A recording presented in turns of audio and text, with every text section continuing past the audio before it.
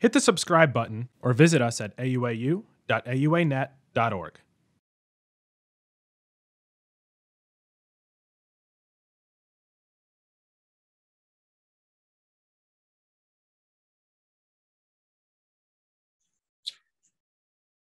Boa noite, nós começamos mais um webinar aqui junto com a AUA e a SBU, nos avanços globais no câncer de próstata e práticas recomendadas em terapia hormonal. Nós temos aqui um painel realmente extremamente rico e nós vamos tentar considerar todas as perguntas e durante as perguntas vocês podem fazer o chat e a gente vai continuar a fazer alguns comentários para que toda a audiência possa entender. Nós temos algumas coisas burocráticas que vamos colocar em alguns slides, o credenciamento. Go ahead, Shira. Algumas informações sobre o credenciamento entre a AUA, o Conselho de Medicina e essa educação continuada que nós temos. Nós também temos uma avaliação e certificado para aqueles que se prepararam para esse webinar. As avaliações vão ter alguns pré-testes, são 5, e que nós, no final desse webinar, nós teremos de novo esse tipo de pergunta, as mesmas questões que foram feitas no pré-teste, nós vamos fazer no final, e vamos fazer comentários também quanto às respostas corretas para o webinar. Next. Vocês podem acessar, depois dessa AUA, nós temos uma gravação, nós vamos gravar tudo e vão ter que ser colocado nesse portal auanet.org /university e uma palavra senha vai ser dada no final para que vocês possam receber o certificado de participação. Aqui alguma informação sobre política de declarações da AUA, que nenhum funcionário ou pessoas que são envolvidos com o webinar e questões, essas pessoas declararam os seus conflitos de interesses. Next. Que o reconhecimento, principalmente a indústria, com a AstraZeneca, o Janssen Biotech, que é administrado pelo Janssen Scientific Affairs, e a indústria Merck, que tem realmente apoiado todos esses programas que nós temos feitos com problemas de câncer de próstata. Next.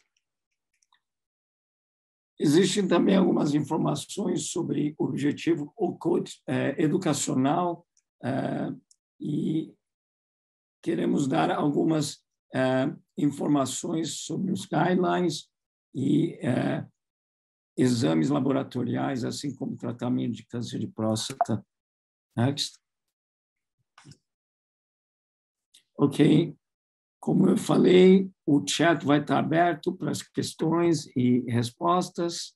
Next.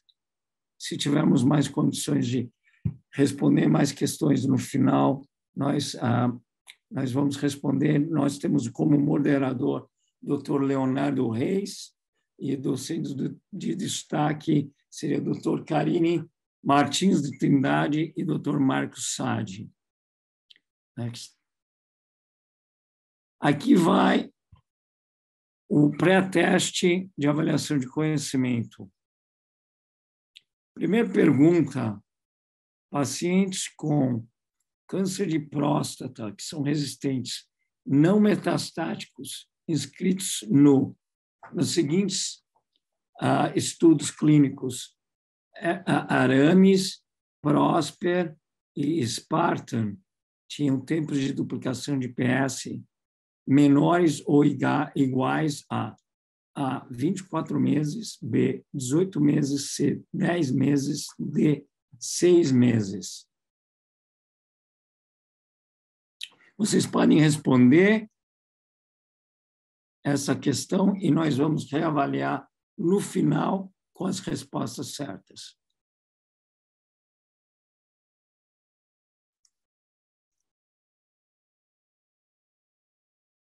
É uma resposta só.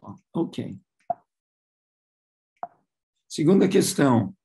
A palutamida, darolutamida e enzalutamida foram aprovados pela FDA para uso em homens com câncer de próstata resistente à castração, não metastático, com base no desfecho primário de sobrevida global, B, sobrevida específica do câncer, C, sobrevida sem metástase, D, sobrevida sem falha bioquímica.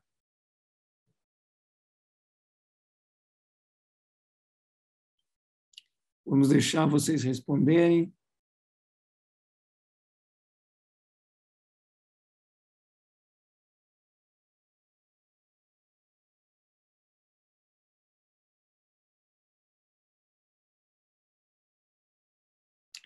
Próxima questão. O mecanismo de ação do olaparib é baseado na inibição do seguinte enzima: A, 17-hidroxilase, 17-20-liase, que é o CYP17. B, poli, ADP, ribose ou a polimerase PARP. C, aromatase e D, fosfatase ácida prostática, que é o PAP.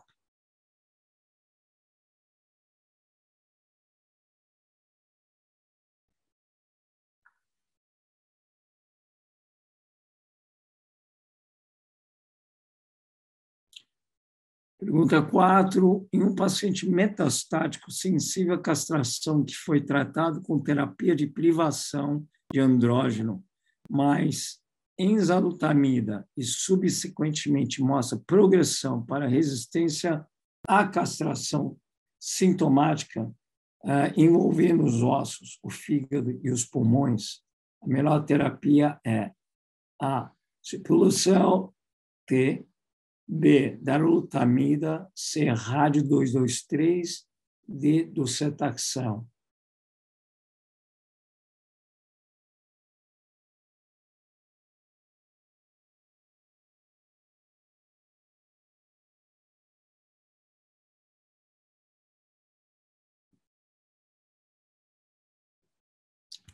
E, ao final, finalmente, a última pergunta. Em um paciente recentemente diagnosticado com câncer de próstata metastático não tratado, o tratamento que parece ser associado com a melhor sobrevida ou o tratamento que aumenta a sobrevida é a agonista do GnRH mais docetaxel, o B, o agonista algonotropic RH mais abiraterona, ou mesmo mais enzalutamida, ou D, o mesmo mais apalutamida, e, finalmente, o agonista mais abicalutamida.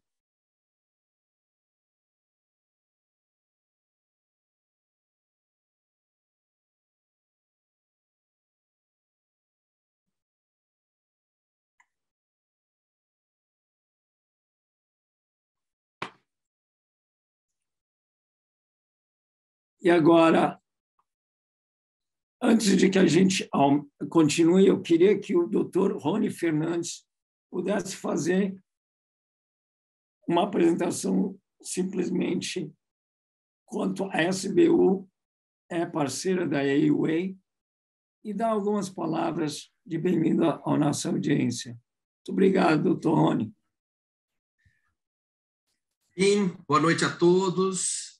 Em nome da Sociedade Brasileira de Urologia, representando aqui o nosso presidente Alfredo Canalini, recebo a todos nessa sala para um curso global sobre avanços em câncer de próstata, em parceria SBU-AUA. A AUA tem trazido esses cursos de forma virtual, gratuito, para toda a comunidade urológica global. E nós, em parceria com a SBU, disponibilizamos esse curso para os brasileiros, totalmente traduzido, né, com participantes convidados em comum acordo com a AUA. A nossa primeira aula foi sobre testes genéticos no tratamento do câncer de próstata. Ela se encontra gravada no portal da AUA.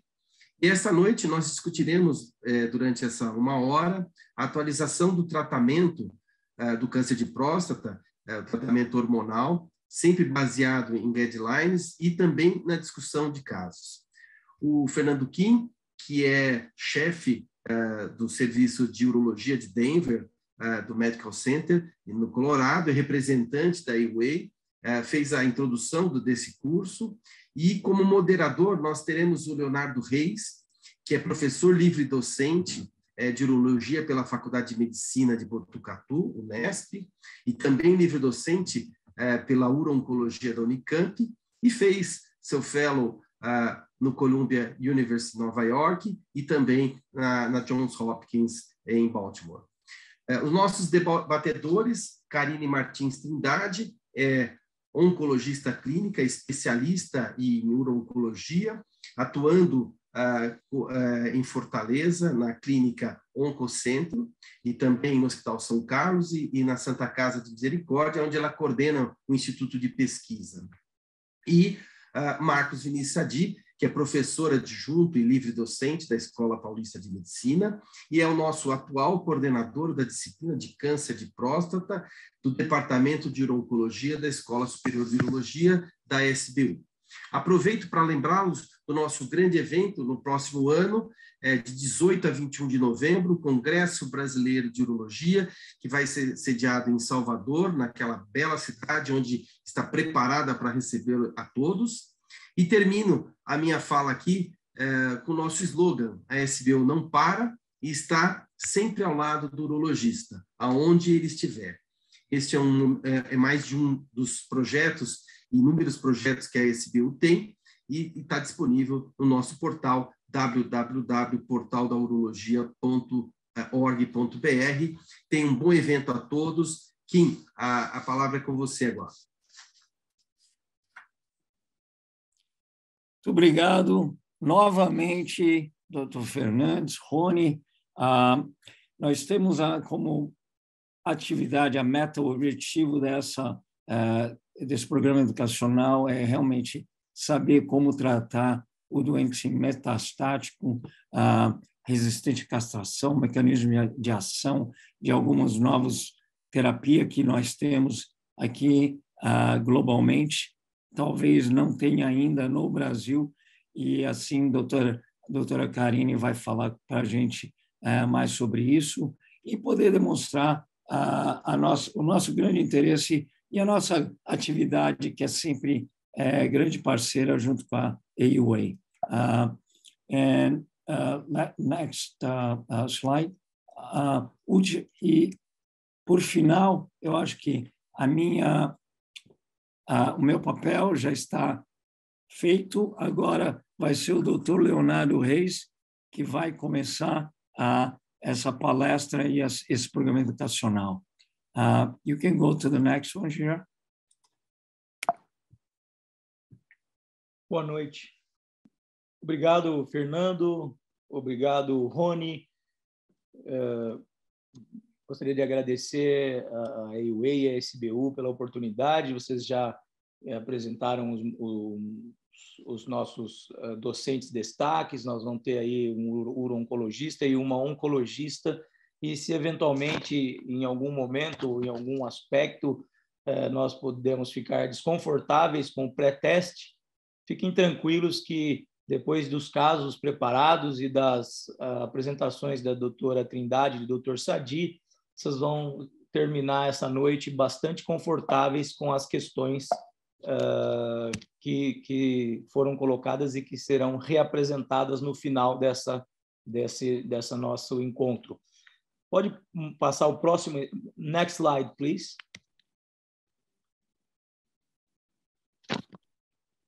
Ok.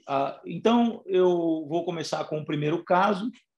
É um indivíduo, um caso modelo, né? Um indivíduo do sexo masculino, com 72 anos de idade, histórico de câncer de próstata de alto risco e que submetido a radioterapia externa e hormonioterapia. Ele ficou aí relativamente estável ou até com perda de segmento por 12 anos e retorna com um aumento de PSA. Ele tem tomografia computadorizada e cintilografia óssea que demonstram lesões osteoblásticas nas costelas, nos arcos costais 8º e 9º, e uma lesão solitária na sínfise púbica. Então, diante de um caso como esse, um aspecto importante é a estratificação de risco, né? Como é que esse paciente pode ter mais ou menos risco? Como é que ele deve evoluir, doutor Sadi? Nesses pacientes, então, metastáticos, hormônios sensíveis, como é que fazemos a estratificação de risco, professor Sadi? Olá a todos, é um prazer estar aqui. Obrigado pelo convite, AUA, Fernando Kim, Léo Reis. É um prazer também estar ao lado da doutora, conhecer e estar ao lado da doutora Karine. Eu queria quebrar essa pergunta em dois. Acho que a mensagem primária para um caso hoje de câncer de próstata hormônio sensível é sobre a terapia dupla. Houve uma mudança conceitual nos últimos anos em que nós percebemos que o uso do bloqueio hormonal clássico associado à quimioterapia, doxaxel, ou a novos bloqueadores do eixo do receptor androgênico, que a gente chama hoje de ARATs, trouxeram benefício para os pacientes. Essa acho que a mensagem mais importante, talvez, desse seminário seria isso. Esse assunto é importante, e eu te digo por quê. Tem relação com a pergunta, mas ele é importante porque, mesmo em países diferenciados, o uso de bloqueio duplo, que confirmadamente trouxe benefício para os pacientes, é usado em mais ou menos entre 30% e 50%. Em 2019, tem publicações que mostraram que 80% a 85% dos pacientes, dos médicos indicavam bloqueio simples.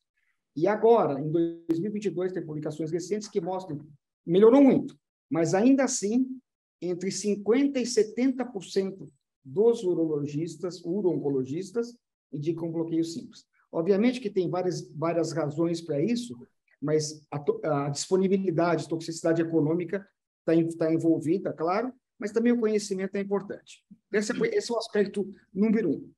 O segundo aspecto é sobre como que você estratifica esses pacientes com doença metastática.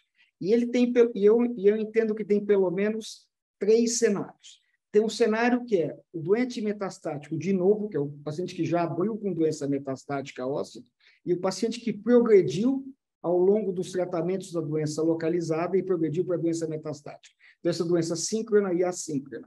Isso é importante porque nos estudos que mostraram benefício, houve uma variabilidade grande. Por exemplo, no estudo Examet, que estudou enzalutamida, praticamente 40% dos pacientes tinham tratamento do tumor primário. Enquanto, por exemplo, no estudo da abiraterona, latitude, ou mesmo estudo dos Stampede, praticamente ninguém foi tratado do tumor primário. Então, não é fácil você comparar essas informações.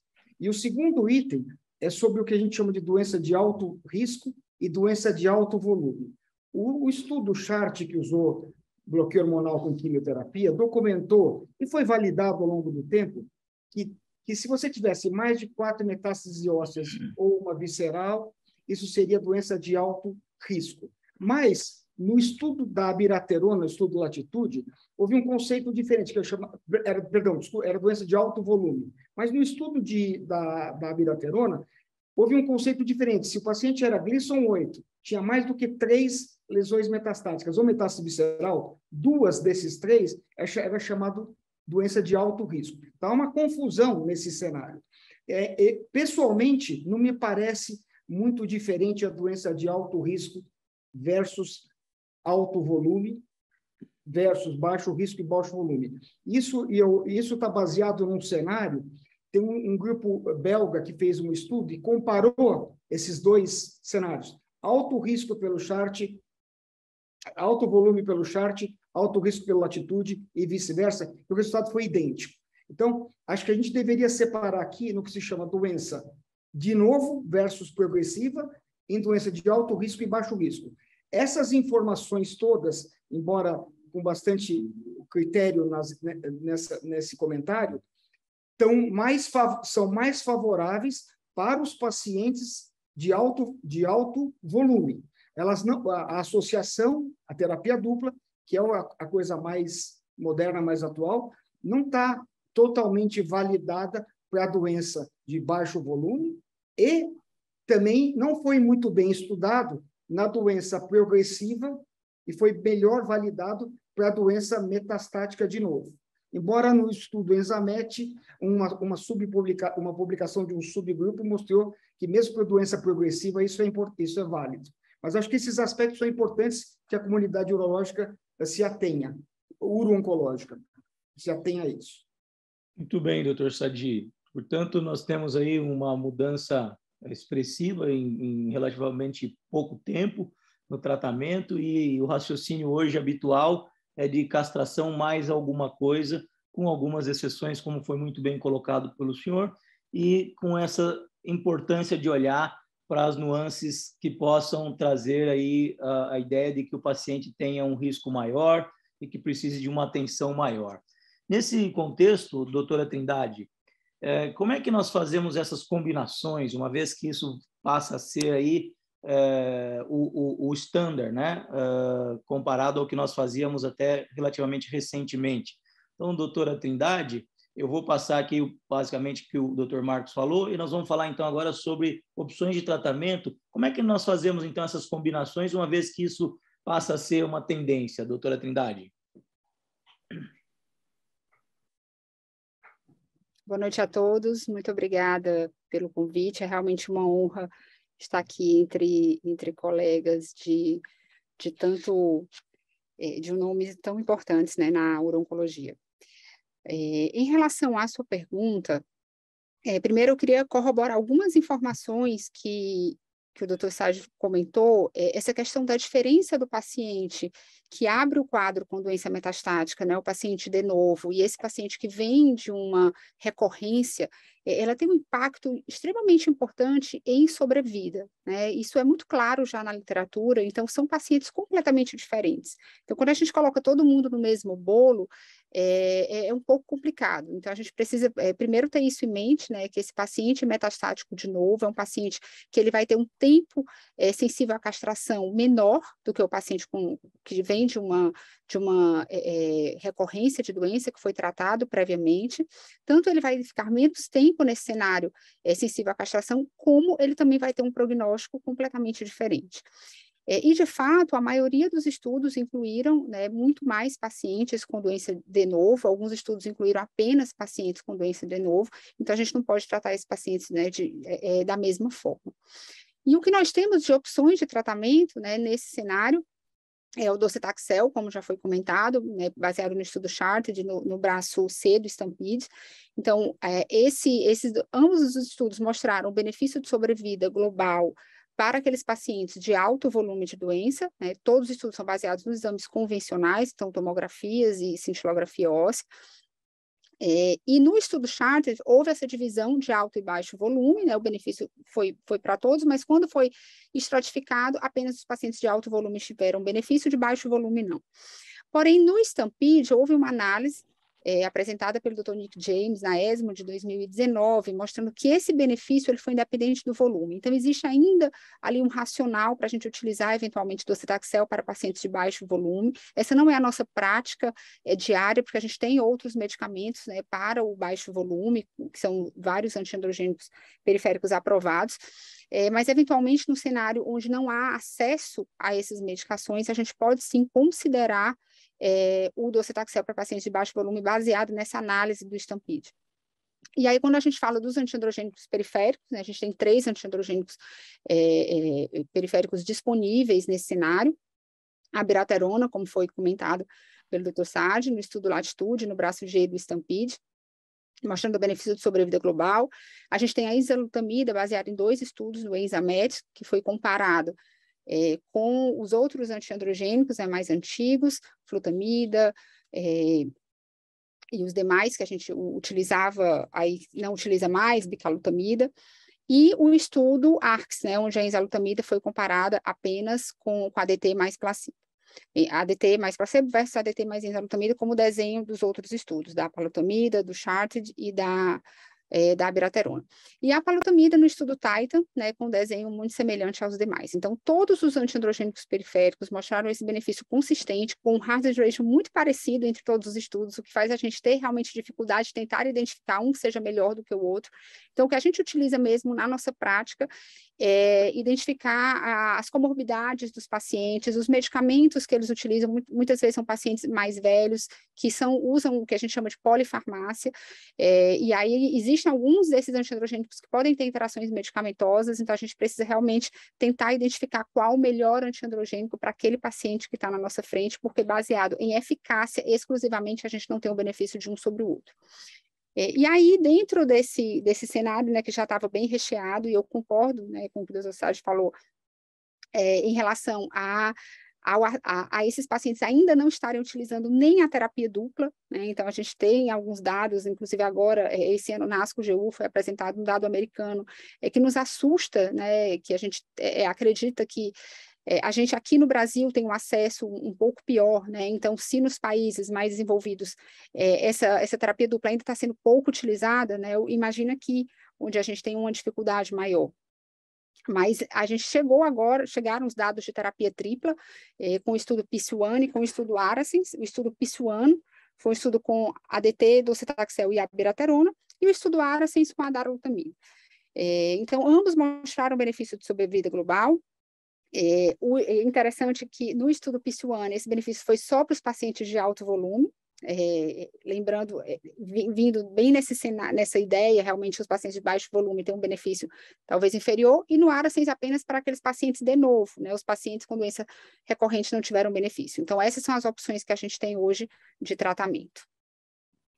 Muito bem, e conectando com essa questão, não é, de associações que nós vamos ter hoje, então, como um standard of care, a princípio, como é que nós olhamos para efeitos adversos, doutor Saad?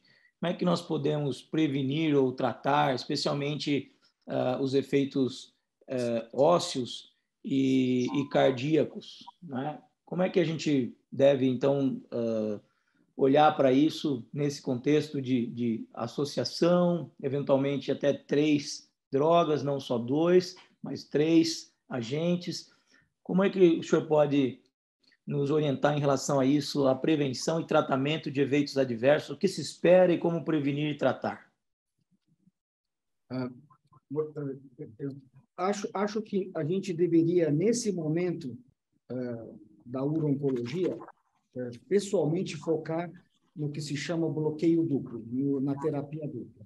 Eu acho que há uma grande fragilidade, pelo menos na minha interpretação, sobre a terapia tripla. A doutora Karina abordou alguns aspectos. Por exemplo, no Enzamet, a associação de terapia tripla não foi benéfica, no PIS-1 no Aracens foi, para doença de alto volume, talvez, mas tem vários problemas, a entrada da quimioterapia, o tempo da entrada da quimioterapia, o tratamento do tumor primário, tem vários aspectos fragilizados nessas informações que eu ainda acho que precisam de muito amadurecimento. Então, nesse momento, acho que a nossa meta seria a comunicação que a terapia dupla é importante e é benéfica para o paciente. Essa é a primeira coisa. Obviamente, a escolha do tratamento vai depender da droga. Para os urologistas, eu tenho a sensação que a quimioterapia fornece uma pior qualidade de vida de forma global. E os urologistas estão mais familiarizados com os antiandrógenos de primeira geração. Então, talvez para os uro-oncologistas, cirurgiões, o uso do bloqueio hormonal seria, de um ARAT, seria mais confortável. Mas, por exemplo, eu tenho que te dizer que na universidade, na nossa, por exemplo, nós só temos docetaxel disponível de saída. A escolha de cada uma dessas drogas vai depender, cada uma delas tem alguma toxicidade específica, mas foi dito, por exemplo, que por causa da formatação tridimensional da darolutamida, ela teria menos complicações, algumas têm, a enzalutamida foi questionado no início se tinha algum problema neurológico em pacientes que tinham alguns antecedentes neurológicos, talvez pudesse ser evitada, mas acho que isso são adaptações que você vai escorrer para cada paciente, porque não foi feito uma comparação vis-à-vis de fato. Tem um estudo que fez, dizendo quais eram as melhores opções para sobrevida e para efeitos colaterais, mas as diferenças me pareceram muito pequenas. É um estudo bem interessante. Com relação ao bloqueio hormonal genérico, então, nós sabemos, sei lá, desde os anos 60, o primeiro estudo randomizado para bloqueio hormonal foi o Vacurge, que usou estrógeno, e mostrou que tinha maior mortalidade cardiovascular. Então, a história de bloqueio hormonal com mortalidade cardiovascular é uma coisa antiga. Acho que uma informação moderna com relação à parte cardíaca diz o seguinte, foi dito que os antagonistas de LHRH têm um menor efeito cardiovascular. E essa é uma mensagem importante. Mas tem um estudo chamado PRONOUNCE, feito por um brasileiro, Renato Lopes, e ele mostrou o seguinte, que se você tiver uma orientação cardiológica adequada, um cuidado cardiológico adequado, esse estudo chama PRONOUNCE, não houve diferença entre agonistas e antagonistas do LHRH. Então, parece que o mais importante é você cuidar da saúde cardíaca, ao invés de, na verdade, ter um efeito muito pior do cenário da droga A, B ou C. Obviamente, situando os estrógenos que foi usado no passado. Com relação à saúde óssea, isso era uma coisa que a gente não cuidava no passado, e isso ficou uma coisa importante. Tem um estudo de uns 10 anos atrás, interessante, que mostrou que homens idosos, com câncer de próstata metastático, antes de entrar no bloqueio hormonal, mais ou menos 1/3 deles eram osteopênicos e 1/3 deles eram osteoporóticos. Só por volta de 1/3, 25%, eram de fato normais. E a gente sabe que o bloqueio hormonal afeta a estrutura óssea. Então, tem essa conversa de você proteger o esqueleto, proteger os ossos. Como que você vai fazer isso? Então, a conversa mais comum é o que está escrito aí. Controla a vitamina D, dá cálcio, um pouco de sol, exercícios. Mas isso não foi, de fato, avaliado se... Isso é importante para a saúde óssea. Mas isso não tem, no meu conhecimento, não foi feita uma correlação direta nisso com relação à sobrevida dos pacientes com câncer. E poderia-se usar bifosfonatos. Os bifosfonatos estão indicados formalmente no câncer resistente à castração, mas um grupo de brasileiros, eu esqueci o primeiro autor, mas nesse estudo tinha o Marcos Tobias Machado, o Rodolfo Reis, o Pompeu, eu vou lembrar daqui a pouco o nome do primeiro autor, mostrou que, numa meta-análise, os bifosfonatos eram úteis nesse cenário. Só que não foi explicitado, porque não estão validados os bifosfonatos injetáveis. E também tem um problema nessas análises, porque a maioria dessas análises da parte óssea, a maioria delas está relacionada com melhora da densitometria óssea, mas não ou diminuição de fraturas, mas não necessariamente um evento oncológico relacionado com sobrevida, etc. Então, eu acho que você tem que olhar a saúde óssea com cuidado, obviamente, e tem que, talvez, o que está escrito aqui, que é pedir ajuda de um cardiologista para os pacientes com maior fator de risco, acho algo que é importante e algo moderno que deve ser utilizado. Obrigado, doutor Sadi. A gente vai avançar para o segmento 2. E aí nós temos um caso aqui, indivíduo do sexo masculino, 69 anos, e com câncer de próstata, Gleason 4, ou melhor, grau prognóstico 4, passou por prostatectomia radical e dissecção de linfonodos pélvicos. ele apresenta esse paciente uma recidiva bioquímica e para o que completou radiação de salvamento. O PSA passou a aumentar, ele recebeu ADT e, por fim, desenvolveu resistência à castração. No exame de imagem convencional, demonstrou metástase nodal. Então, trata-se de um câncer de próstata metastático, resistente à castração, né, nesse caso. Então, doutora Trindade, quais os aspectos, os fatores que são importantes para que nos ajude a guiar o tratamento? E aí, os nossos, as pessoas participando têm uma pergunta aqui. E os testes genéticos? Eles têm papel aqui nesse contexto? Gostaria de lembrar, antes da doutora colocar sobre isso, que nós temos gravado com foco nos testes genéticos, a última ocasião de nossa aula. Mas, se puder falar objetivamente, doutora Trindade. Bom, antes de responder a sua pergunta, eu queria só fazer 2 breves comentários em relação a que o doutor Sadi falou agora há pouco, tá? Então, primeiro, em relação à terapia tripla, e de fato, a gente ainda não tem esse uso muito claro, essa evidência muito clara do uso, né, na nossa prática. Existem vários questionamentos, sim, eu acho que o principal deles é se, de fato, o benefício foi da combinação dos 3 agentes ou se não foi do antiandrogênico isoladamente, né? Então, eu tenho uma grande dúvida em relação a isso, a gente não vai ter essa resposta, mas me parece que o benefício ele pode, sim, ser pela abiraterona ou pela darolutamida em ambos os estudos. Mas o fato é que a gente tem realmente esse dado, a gente precisa levar em consideração que são 2 estudos positivos, né, e que, eventualmente, pacientes jovens com alto volume de doença, com doença de novo, podem, talvez, se beneficiar da terapia tripla. A gente precisa lembrar dessa nova combinação. Mas eu concordo que a gente tem que reforçar mesmo o benefício da terapia dupla, que ainda é subutilizada no nosso país e em outros locais também.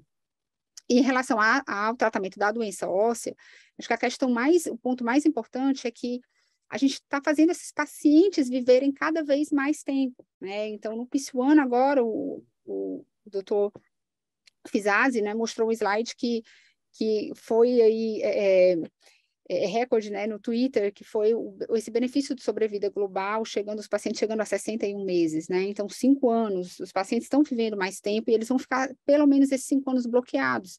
Então, esse efeito negativo do antiandrogênico na saúde óssea, na saúde cardiovascular, ele está cada vez mais evidente, né? Então, eu acho que o uso, sim, de protetor ósseo nos pacientes que têm osteopenia, que têm osteoporose, ele precisa ser lembrado.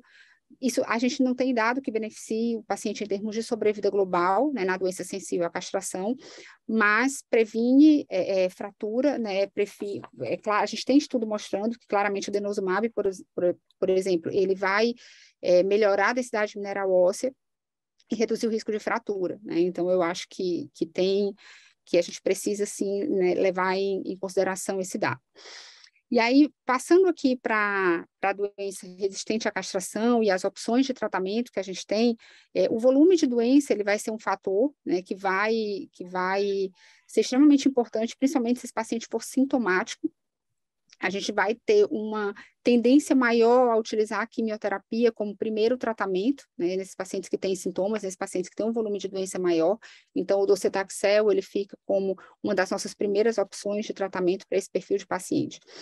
A questão do performance, né, da expectativa de vida é muito importante, porque a gente vai programar o tratamento. Hoje, a gente tem várias opções de tratamento, então, a gente precisa fazer ali uma programação de sequenciamento para cada paciente. Cada paciente tem o seu perfil, então a gente a gente já consegue hoje, desde que o paciente chega no consultório, pensar nas estratégias, não só o que a gente vai fazer de primeira linha, mas nas linhas posteriores. Então, essa expectativa de vida e esse performance são fundamentais. Paciente que tem uma melhor performance, a gente fica mais tendencioso a começar com químio, né, principalmente se ele tiver o maior volume de doença e sintoma, quando eu comentei. Em relação ao teste genético, né, a gente tem tido uma tendência de testar esses pacientes cada vez mais precoces.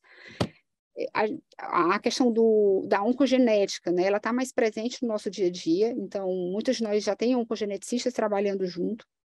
Isso faz com que a gente tenha essa tendência de testar cada vez antes. Na doença resistente à castração, a gente tem o benefício do teste como preditor de resposta ao tratamento. Então, é fundamental que o paciente que tem a doença resistente à castração metastática, ele faça o teste. Pode ser feito o teste somático, né, nessa situação, quando você não está pensando no aconselhamento genético, mas o ideal é que o paciente já faça o teste germinativo, porque vai dar também uma informação e ajudar na questão familiar. Mas esse teste, os pacientes que têm alterações de BRCA1, BRCA2 e ATM, né, são aqueles pacientes que foram beneficiados pelos inibidores da PARP, né, o olaparib, o rucaparib, que são os aprovados nos Estados Unidos, o olaparib é aprovado no Brasil nesse cenário. Então, é também uma opção de tratamento. Então, por isso é tão importante testar esses pacientes. E em relação aos outros fatores, né, a gente vai realmente identificar o que o paciente usou previamente. Cada vez mais os pacientes chegam na doença resistente à castração metastática já tendo utilizado alguma droga antes, ou ele utilizou no cenário sensível à castração metastático, ou ele utilizou no cenário resistente à castração não metastático. Então, se ele já utilizou um tratamento prévio, isso também vai interferir. A gente sabe que sequenciar antiandrogênico não é uma boa opção. Então, por exemplo, se o paciente usou um antiandrogênico periférico, a nossa primeira opção nesse cenário vai ser uma quimioterapia. Então, acho que esses são os principais pontos que a gente utiliza quando a gente vai selecionar qual o melhor tratamento para cada paciente. Perfeito. Eu tenho percebido aqui que a gente tem retornado para a questão anterior. Então, eu vou pedir para que a gente vá adiante na questão em tela, porque nós temos mais 20 a 30 minutos e cumprimos aqui 1/3 do programa. E depois, no final, se nós tivermos tempo, nós podemos retornar para questões que foram passadas mais rapidamente. Dr. Sadi, mecanismo de ação e eventos adversos. Quer dizer, como é que essas questões se conectam e como isso pode nos ajudar a tratar melhor nossos pacientes? Acho que a doutora Trindade já abordou isso daí. Cada terapia tem um tipo de funcionamento. Bloqueador do eixo receptor androgênio, quimioterapia, inibidor dos genes de reparo homólogo. Então, ainda tem lutécio, que a gente não sei que nós podemos discutir. Então, cada um tem rádio 223. Cada um dessas terapias tem efeitos, mecanismos de ação, obviamente, e efeitos adversos. E você vai ter que analisar cada um deles e avaliar caso a caso. Então, eu volto para a doutora Trindade. Como é que o tratamento anterior impacta esse sequenciamento? Quer dizer, se o paciente recebeu um determinado tratamento ou um diferente tratamento, isso é importante? Como é que nós olhamos para isso? Eu acho que eu acabei comentando, né, na pergunta anterior um pouco disso, né? Então, o primeiro que a gente tem que identificar é se o paciente utilizou algum tratamento prévio quando ele chega nesse cenário resistente à castração.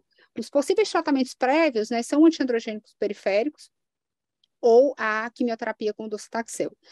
Então, se o paciente tiver utilizado uma quimioterapia, né, a gente vai tentar fazer sempre aquele esquema sanduíche, né, mudar para um antiandrogênico e vice-versa. A gente tem vários estudos mostrando que sequenciar antiandrogênico não é uma boa opção. Então, a gente tem estudos fazendo abiraterona depois de enzalutamida depois de abiraterona, todos com resultados muito ruins em termos de queda de PSA, em termos de sobrevida livre de progressão, sobrevida global. Então, realmente, a gente tenta evitar esse sequenciamento. A gente tem estudos também, como o Profound, que foi o estudo do olaparib, que um braço era fazer o antiandrogênico periférico, então se o paciente usou AB, ele fazia INSA, e vice-versa, e o outro braço era o olaparib. Então, é mais um estudo mostrando o resultado positivo do olaparib, não só pelo benefício da medicação, como o braço controle era um braço que sequenciava antiandrogênico, né, e essa não é uma estratégia que a gente deve pensar em utilizar. E em relação às outras opções de tratamento, então a gente tem, por exemplo, o Radium 223, que é um excelente tratamento para os pacientes que têm doença exclusiva óssea, que ele não depende de outros tratamentos utilizados anteriormente, então ele pode ser utilizado independente do que o paciente fez no cenário antes dele chegar na resistência à castração metastática. E as outras opções que a gente tem, que são imunoterapia e lutécio, né, já são opções que são utilizadas no momento mais posterior da doença, quando o paciente já utilizou os outros tratamentos possíveis. Léo, eu acho que esses comentários são muito importantes, mas a gente a gente não pode esquecer a toxicidade dessas combinações. Você tem toxicidades severas, medulares para rádio, né, Karina? Eu não sei se você quer comentar sobre isso, mas não estou só falando da toxicidade econômica, a toxicidade clínica é uma coisa importante que a gente não pode esquecer. Uma outra coisa que eu acho que foi um comentário interessante, que vale a pena falar, como é que a gente, no estudo Profound que eu me lembro, não foi selecionado pacientes com mutação tanto fazia se tinha alteração de gene de reparo-homólogo ou não, não é isso?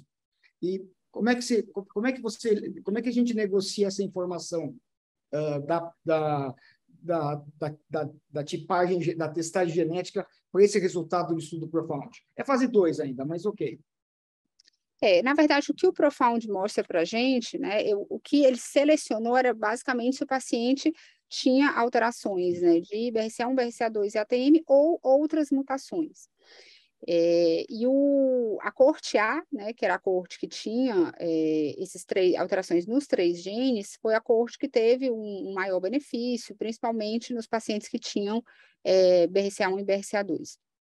E a coorte dos outros genes não mostrou o benefício, por isso que a gente acaba não utilizando para os outros genes. Agora, em relação a se era homólogo ou não, a gente ainda não tem esse dado, né? Então, na prática, o que a gente faz realmente é tentar testar esses pacientes de forma mais precoce, lembrando que se testar também no cenário muito inicial, a gente pode não pegar possíveis mutações somáticas, né, que vão acontecendo no desenrolar da doença. Então, hoje eu me preocupo muito mais em tentar realmente identificar se esse paciente, se esse material está bom, né, se esse material não é um material muito antigo, para a gente não deixar passar essas possíveis alterações. Eu só queria, eu quis comentar sobre isso, porque eu pessoalmente tenho um pouco de dificuldade de me encaixar qual é o cenário correto com isso, porque tem aqui, eu esqueci de perguntar, mas tem o estudo Propel, por exemplo, que mostrou que não fez diferença em quem foi testado e quem não foi testado, não é isso? Sim. A gente tem o Propel e a magnitude. Esse assunto precisaria ser melhor dissecado, né? Entre nós, eu acho. Mas talvez ainda nós não tenhamos disponível evidência suficiente. Acho que isso o tempo vai mostrar com os novos estudos. A gente pode avançar aqui, professores, e nós vamos falar agora de imagens disponíveis, Dr. Sadi. Como é que as imagens disponíveis se comparam, né? As opções de imagens. Então, aqui a gente, nós vamos para o segmento 3, e imagens, né? Atualmente, Dr. Sadi, como é que você lida com isso? Como os métodos se comparam? Como é que você concilia isso? Quais suas opções? Como é que a gente pensa isso? A gente está usando aqui desde 2018, o PET com PSMA. E eu entendo que ele causou uma revolução na interpretação da doença, basicamente na doença recidivada, tratada localmente e com recidiva bioquímica. Isso foi uma coisa que me pareceu fundamental. Talvez tenha um papel no estadiamento primário, mas isso é um assunto novo, a gente está em avaliação.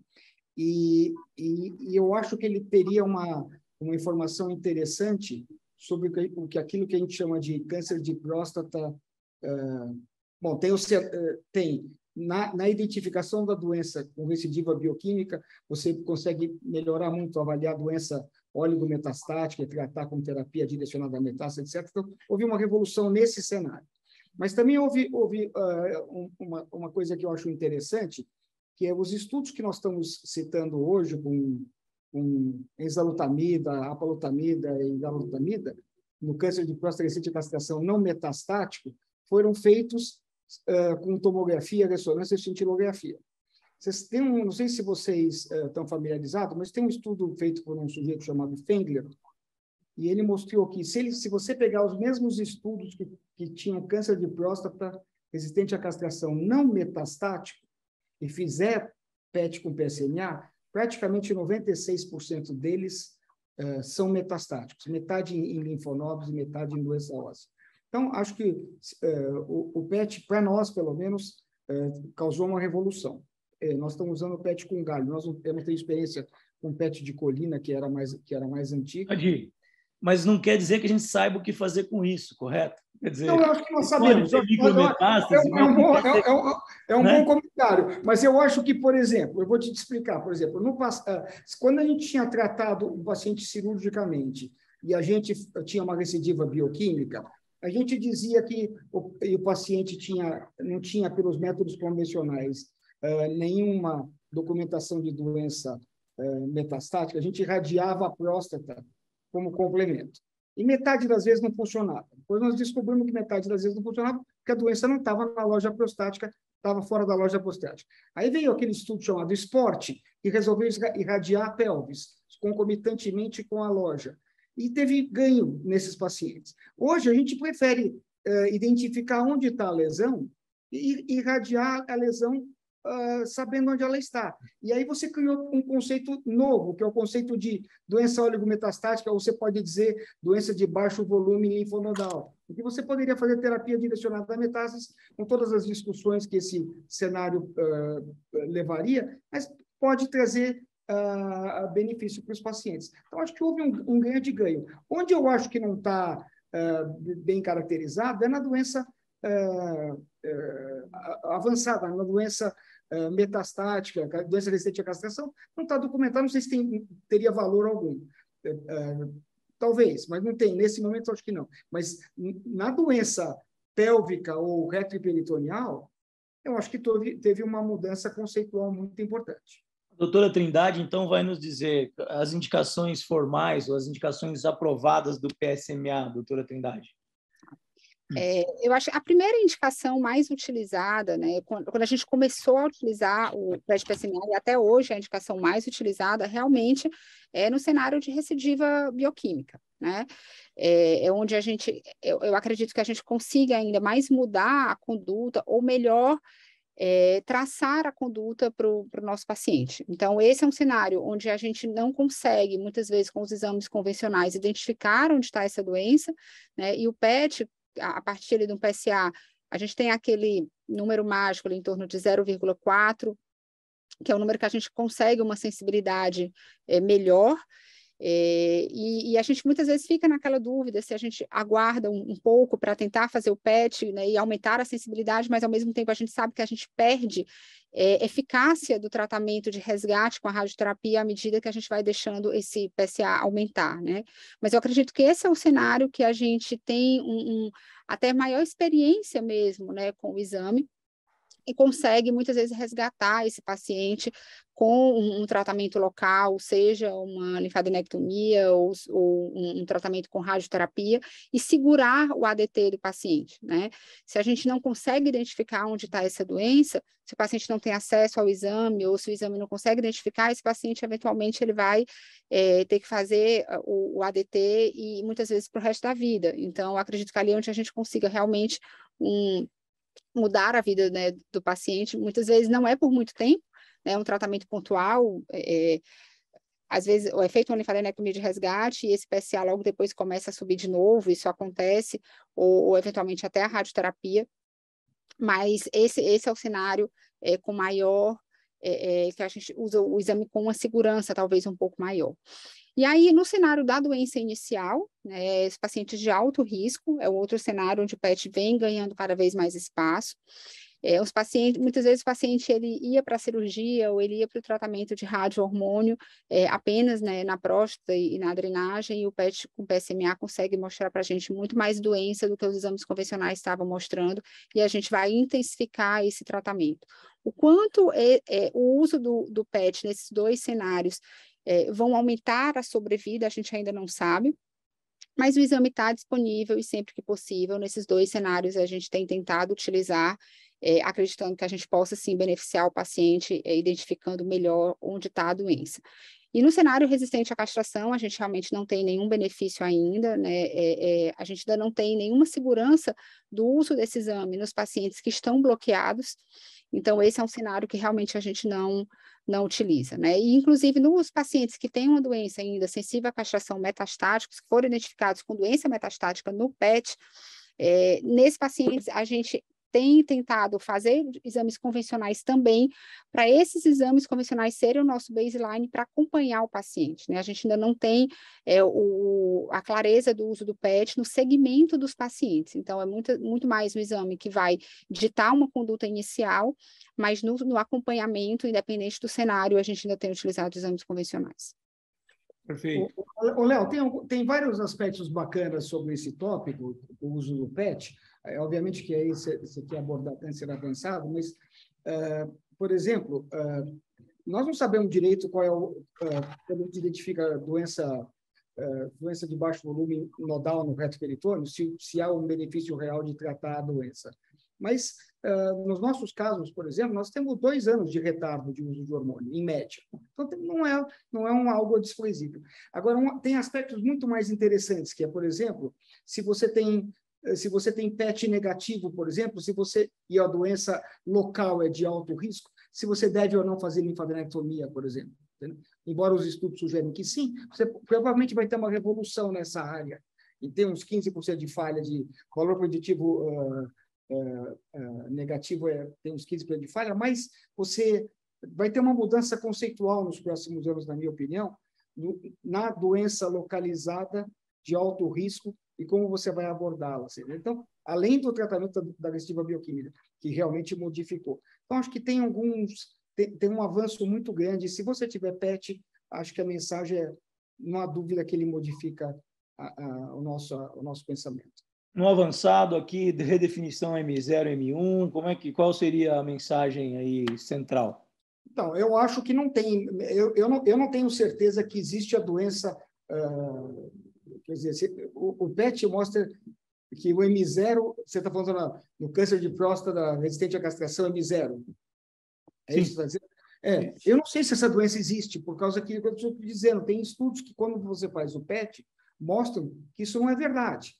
Se faz diferença o fato desses pacientes terem sido tratados no cenário M1 e não no M0, o fato é que os resultados foram bons, entendeu? Mas se você for ser purista na semântica, esses pacientes provavelmente não eram M0, a maioria deles. Vamos avançar, e agora a gente vai falar de M0, ou resistente à castração, né?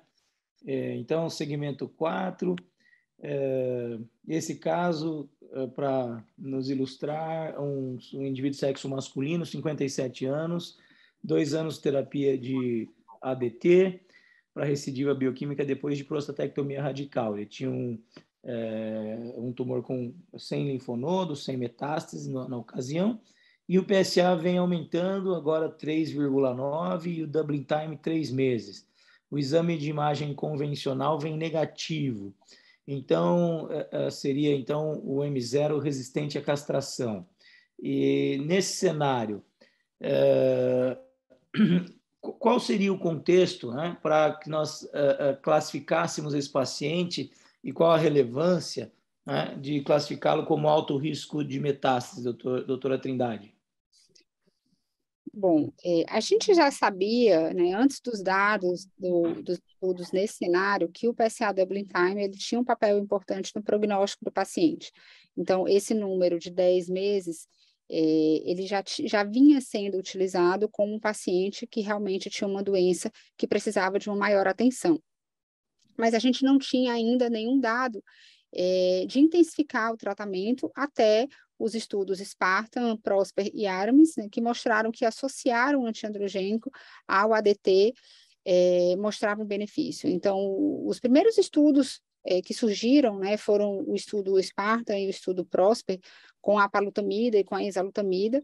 Esses estudos foram apresentados em 2018, na ASCO-GU, e eles foram apresentados em conjunto, né, no mesmo congresso, o que trouxe para a gente naquele momento, né, uma maior consistência, né, desses dados e uma maior segurança. Mas na época o benefício ele foi em sobrevida livre de metástase, que era o endpoint primário do estudo, e a gente acredita, né, a gente já tem dado realmente na literatura mostrando que é um bom surrogate para a sobrevida global para esse perfil de pacientes.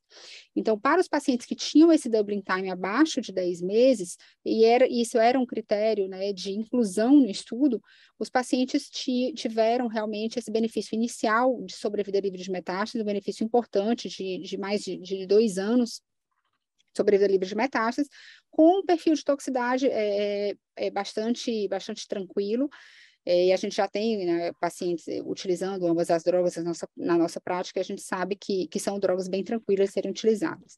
E aí, a seguir, no ano seguinte, a gente teve o estudo ARMES, né, mostrando o mesmo dado consistente para darolutamida, com o mesmo endpoint de sobrevida livre de metástases. E aí, algum tempo depois, 2 anos depois, vieram os dados de sobrevida global, né, corroborando que realmente ambas, aliás, as 3 drogas tinham esse grande benefício, não só em sobrevida livre de metástases, mas também em sobrevida global, sendo hoje o padrão ouro para os pacientes com câncer de próstata, resistentes à castração, M0 pelos exames convencionais, né, com doubling time abaixo de 10 meses. E aí, eventualmente, a gente vai ter realmente pacientes que não vão poder fazer o PET-PSMA, e vão utilizar apenas exames convencionais, realmente esses exames muitas vezes não conseguem, né, identificar metástases, mas para aqueles pacientes que podem fazer o PET-PSMA, o Dr. Stade já falou sobre esse estudo, né, onde 98% dos pacientes que fizeram PET com PSMA, nesse cenário, né, dos pacientes, na época era o Spartan, eles mostraram doença no PET-PSMA. Então, a gente acredita que com o maior acesso ao exame, né, esse cenário ele vai sumir. Mas, por enquanto, o acesso ainda é restrito, né? E esse é o dado que a gente tem quando a gente identifica esses pacientes que eles não podem fazer o PET-PSMA ou que fazem e não mostram doença. E eu tenho um paciente, vida real, nesse cenário, que fez o PET-PSMA e não mostrou doença, né? E ele começou a utilizar a medicação. Então, é isso. Professor Sadi, em relação a... Eu acho que, deixa eu fazer os eu acho que é isso mesmo. Que eu acho que é importante, esses dados do tempo de duplicação do PSA, Léo, eles foram baseados em dados antigos, não sei se você lembra disso, mas quem mostrou isso foi a Johns Hopkins, foi o Steve Friedman, mostrou que para doentes que tinham falhado, ou que tinham feito prostatectomia radical, eles quebraram em tempo de duplicação de PSA de 3 em 3 meses, mostraram que aqueles que tinham tempo de duplicação menor que 9 meses, e não foram tratados, optaram por não ser tratados, os pacientes que tinham tempo de duplicação menor que 9 meses evoluíam mal, e os que tinham tempo de duplicação maior que 12 ou 15 meses evoluíam bem. E aí que se criou essa informação. Essa informação é importante. A gente não pode esquecer que nesses estudos, o tempo de duplicação médio dos pacientes foi 4 meses. Então, é bem menor, e isso não foi validado para tempo de duplicação maior. Essa é a primeira coisa. Outra coisa, que é isso que a doutora Karine mostrou, eu não sei se faria diferença, embora o processo de validação da droga está para M0 não metastático excedente à castração, eu não sei se faria diferença do ponto de vista prático, de fato, se eles tivessem doença, porque de fato a maioria devia ter mesmo, e no entanto a resposta foi boa para esses cenários, entendeu? Então aí entraria uma discussão que é o que eu falei, uma discussão semântica. Você só talvez tenha que reaprovar ou mudar a aprovação, mas na prática o doente é beneficiado por isso, independentemente se ele é positivo ou não. Professor Sadi, tratamento de M0 resistente à castração, uma frase.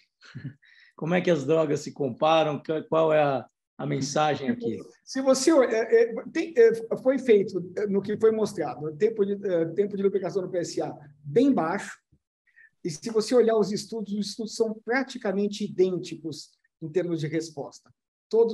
Primeiro teve a discussão se evento livre de metástase free era um endpoint validado, e parece que ele foi validado, porque era um evento novo, né? É uma proposta nova. Mas agora com as respostas mais tardias à maturação dos dados, mostrou que teve ganho. Então, eu diria que não tem discussão para esse assunto, na minha opinião. As drogas são boas e elas estão validadas, elas são idênticas, tem efeitos de toxicidade diferentes para cada uma das drogas, como eu falei no início. Mas talvez você vai ter que escolher de acordo com o que você tiver disponibilidade naquele momento. Eu sei que é uma proposta simplista e primária, mas dado aquele dado inicial que eu te contei, informações sugerem que há uma expectativa de crescimento de 3 vezes do gasto com essas drogas, do custo com essas drogas. Se você olhar o gasto de drogas no câncer de próstata, vai crescer, drogas alternativas vão crescer nos próximos 10 anos, drogas alternativas ao bloqueio hormonal. O bloqueio hormonal está estático em termos de gasto, os novos ARATs vão triplicar em termos de volume e os bloqueadores de PARP vão aparecer, estão praticamente pequenos. Então, obviamente que vai ter uma mudança nesse cenário. Karine, desculpe. Não, bom, sim.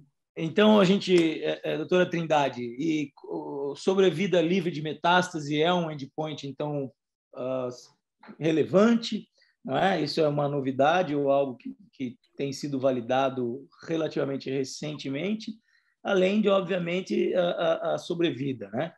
É isso ou tem algo além dessa questão?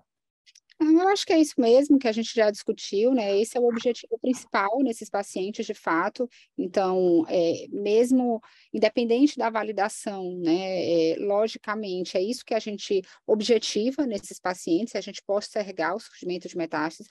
É claro que a gente fica muito feliz em ver o dado de sobrevida global também, mas eu acho que o objetivo maior, né, do tratamento desses pacientes, de fato, é postergar a metástase. Todos esses tratamentos, eles têm conseguido de uma forma muito clara.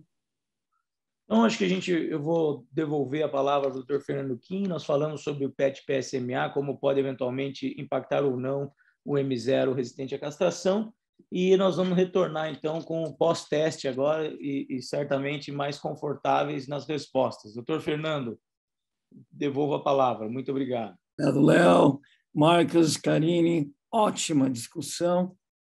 Agora vamos fazer as respostas, vamos responder as perguntas que foram feitas no pré-teste com os resultados. Shira, can I have the control? Or you're going to be testing, actually, having the control for the questions and answers?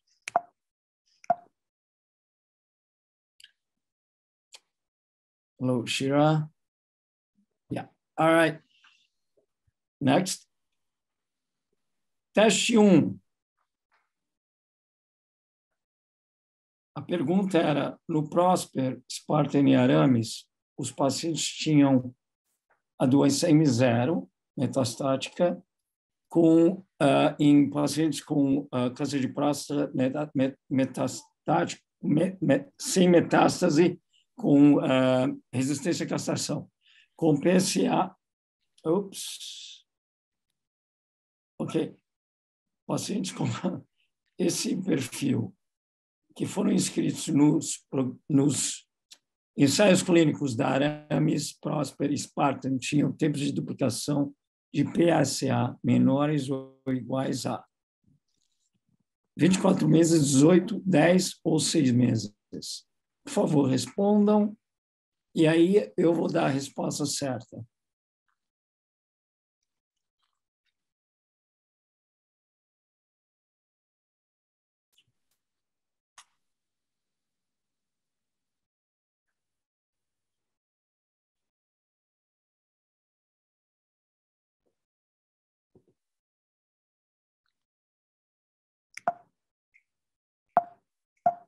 A resposta certa é, no Prosper, Spartan e Aramis, os pacientes com esse perfil tinham PSA menor ou igual a 10 meses, que seria o TREF.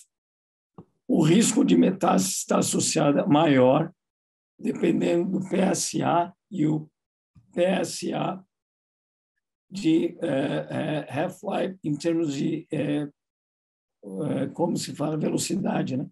Seriam a resposta seria Duplicação do tempo. Duplicação do tempo. Isso. Muito obrigado pela tradução.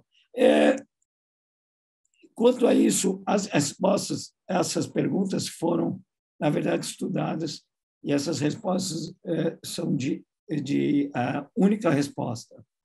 A apalutamida, darolutamida e enzalutamida foram aprovados pela FDA para uso em homens com câncer de próstata resistente à castração, não metastático, com base no desfecho primário de sobrevida global, sobrevida específica do câncer, sobrevida sem metástase ou sobrevida sem falha bioquímica.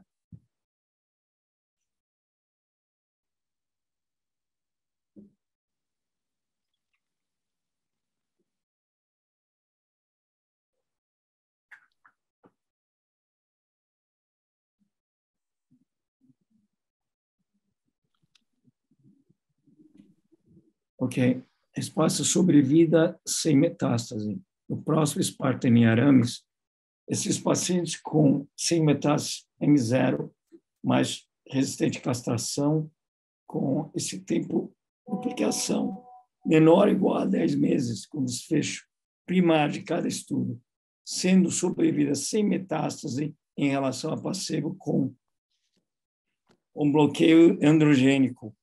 Atrasar a metástase pode atrasar complicações associadas com a metástase.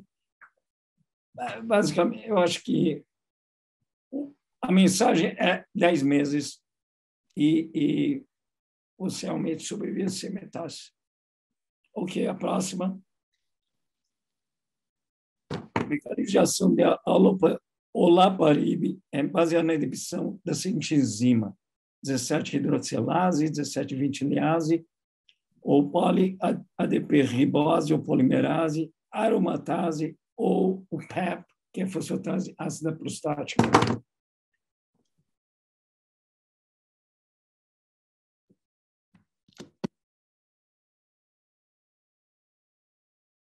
Doutor Fernando? Oi? Ok. Estou aguardando as respostas, correto?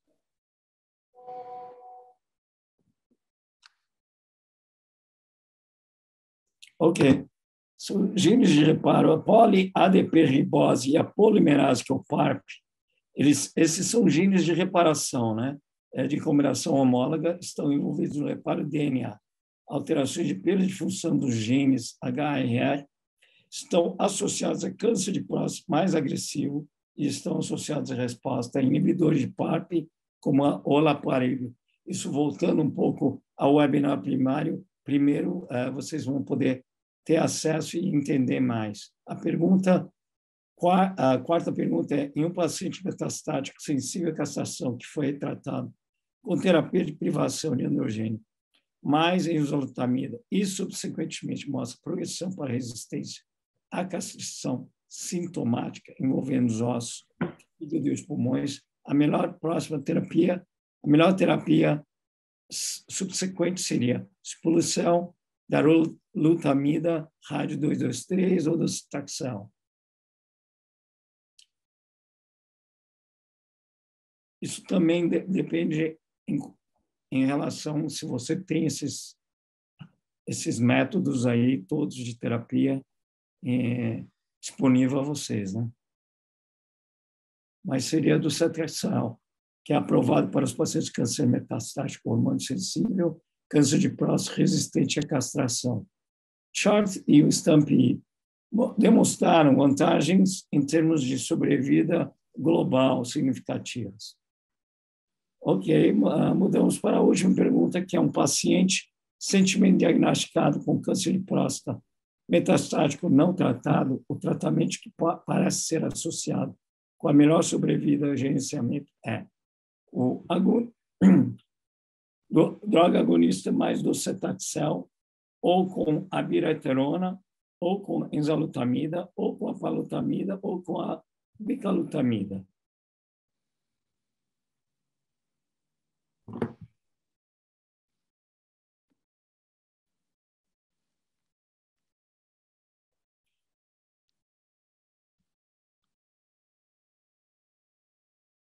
Ok?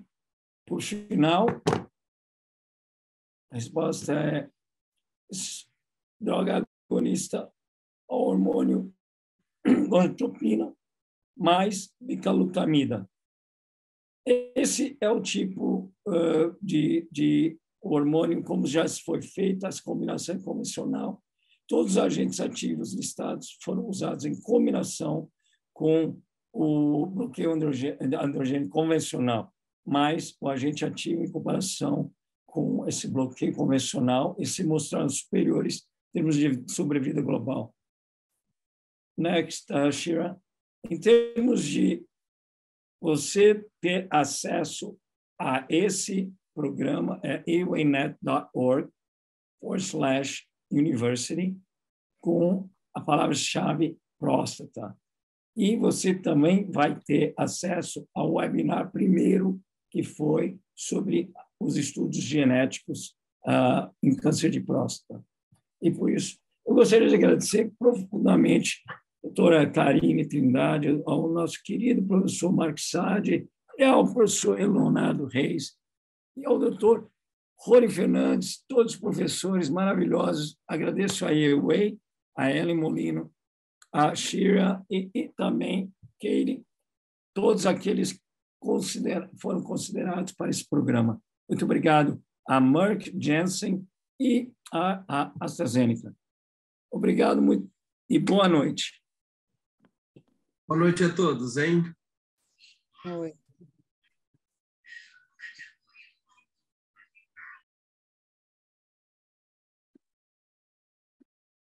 Boa noite.